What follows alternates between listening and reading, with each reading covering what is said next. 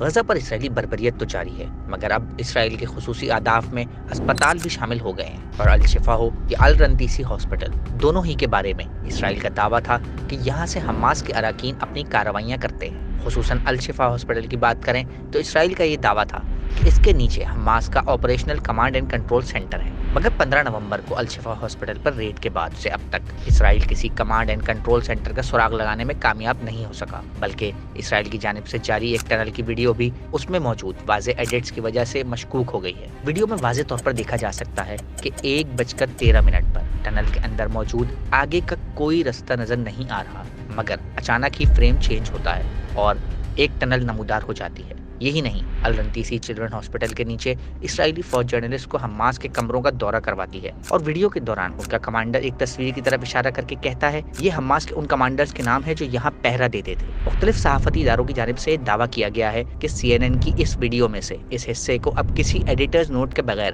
YouTube سے ہٹایا جا چکا ہے، مگر ٹویٹر پہ موجود مکمل ویڈیو میں یہ حصہ ابھی تک موجود ہے۔ یہ ایڈیٹڈ ویڈیوز اس بات کی طرف اشارہ کرتی ہیں کہ اسرائیل، جس نے جنگ کی ابتدائی دنوں سے ہی غزہ میں موجود اسپتالوں کو نشانہ بنایا ہوا تھا، ابھی تک اپنے دعووں کے حوالے سے کوئی ٹھوس ثبوت پیش نہیں کر سکا، اور اب عالمی دباؤ کی وجہ سے ایڈیٹڈ ویڈیوز کے ذریعے سے اپنی خفت کو مٹانا چاہتا ہے۔